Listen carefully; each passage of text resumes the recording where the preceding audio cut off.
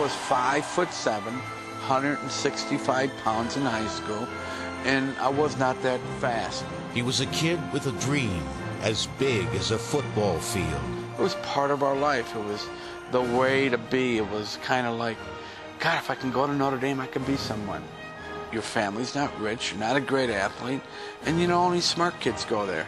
The kid defied all odds and made his dream come true. Don't forget, men, we're going to get him on the run. We're going to go, Go! And we're not going to stop until we get across that goal line. That goal line. And don't forget, men, today's the day we're going to win. This is life. This is not just Notre Dame.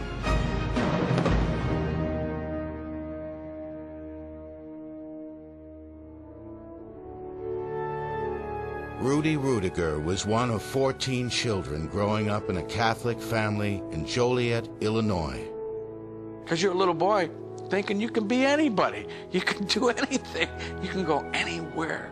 And I felt that. That's the power of the dream. So a small boy set his sights on a very tall dream. We weren't rich. My dad worked 3 jobs just to put food on the table. We played football all the time, dreaming. But at the time, it seemed more like a child's imagination run wild. I'm a dreamer, just like they said I was in high school. I'm not a doer. I'm a dreamer. That was the lesson Rudy learned over and over again in school. And the teachers are struggling with you because they're saying, Rudy, pay attention. Rudy, quit dreaming. Mr. Ruettiger, would you be interested in joining us? The House and the Senate. Don't even committee? try. If I were giving out grades for daydreaming, you'd be getting an A. But in civics, you're failing. You see, ladies and gentlemen, the problem with dreamers is they usually are not doers. Their achievements are grand up here, but here, where it counts, they fall short. And I had a lot of anger when he would do that because he doesn't understand. Why doesn't he make me feel better? I don't want to be picked on. Don't ask me the question. Rudy couldn't pay attention. He had a learning disorder, dyslexia. They didn't really understand the learning disorders when I was growing up. So they would call you slow or stupid or uneducatable, untrainable, uncoachable. You don't have the grades for Joliet Community, much less Notre Dame. The secret to happiness in this life is to be grateful for the gifts the good Lord has bestowed upon us. So Rudy looked outside the classroom for acceptance and found a lifeline in football coach Gordon Gillespie. He always made us feel we could win football games, and he always encouraged us. I never really remembered him making us feel bad about what we did, but he always would remind us why we should work harder. But Coach Gillespie wasn't Rudy's only inspiration.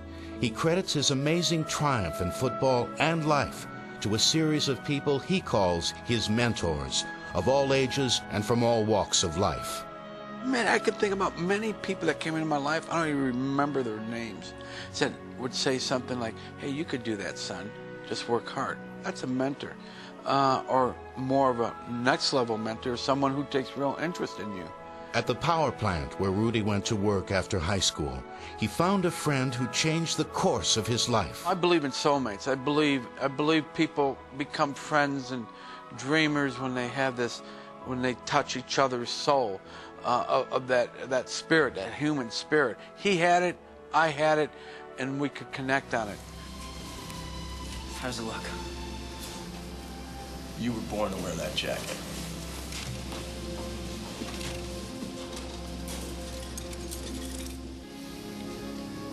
Well, you know what my dad always said. Having dreams is what makes life tolerable.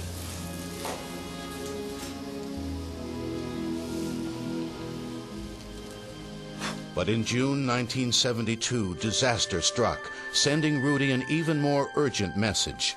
His death gave me a reason. It was a moment of breakthrough. It made me realize that, you know, I better get my life straightened out. I better get my priorities straight. And that death reminded me of do what's right. Rudy left home for South Bend, Indiana.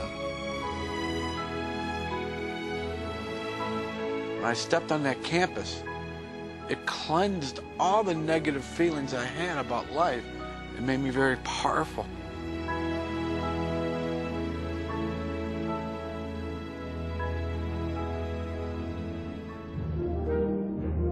I was determined to find the answer.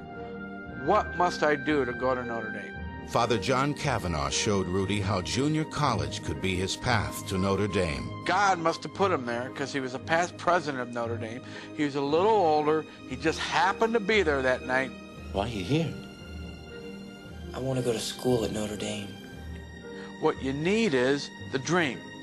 Then find out what you must do. A teacher at the junior college discovered Rudy's learning disorder and did something about it.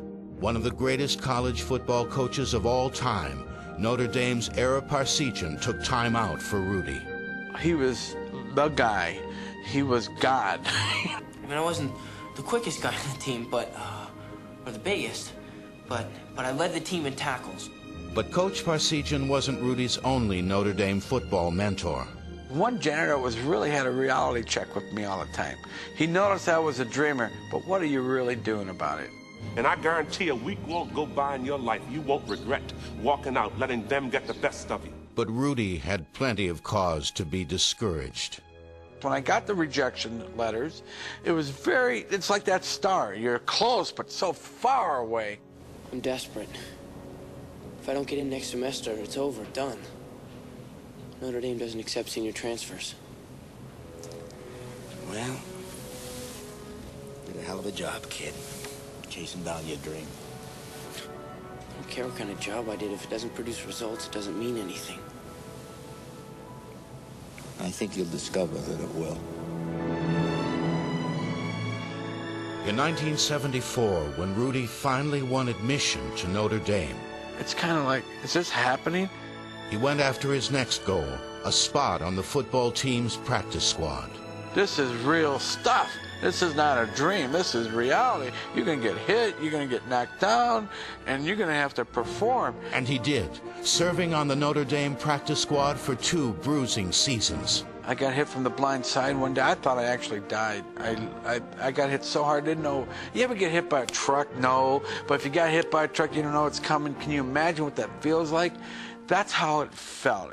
I would really appreciate it if you could let me dress one game next season. Look, Rudy, the NCAA really hamstrings us with this 60 rule. In certain positions, we only have one backup. Not that I wanted to be an All-American, not that I wanted to be a starter. I just wanted to run through that tunnel. I paid the price. I've been to practice every day. I gave you my commitment. Now you're telling me, because of a rule, that I can't run through that tunnel? It was just 2 days before the final home game of Rudy's senior year. It was his last chance to dress. I want Rudy to dress in my place, Coach. He deserves it. He wrote me years later, says, I was a guy, myself and another guy went in and asked if you can dress in our place. And that's when Coach Devine says, yeah, we could dress Rudy. Or the other coach says, yeah, let's dress the kid. Coach, he deserves a dress. It was November 8th, 1975. Game day. Notre Dame versus Georgia Tech. It was a day Rudy would remember forever. When you hear the crowd, it's kind of like, is this happening? You don't even realize where you're at. You don't even know where you're at because you go into this zone. And the reality hits, the game starts. That was the feeling.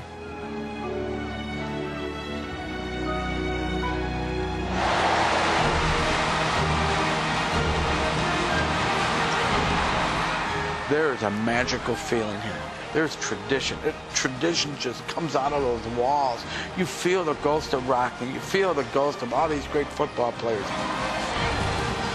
Crowd cheering, yay, or whatever. 60,000 people just screaming for those kids running through that tunnel. The stage was set for a big game, and the crowd's excited. That was the setting for that football game. Notre Dame had to win to have a chance to go to a bowl game. Watching from the sidelines, even Rudy could never have dreamed what would happen next. The students at Notre Dame found out about Rudy through a newspaper article. And I talked about It was my dream to play for Notre Dame. It would be a dream come true if I could play football 1 time, 1 second for Notre Dame. Just step on that field during a game would be a dream come true.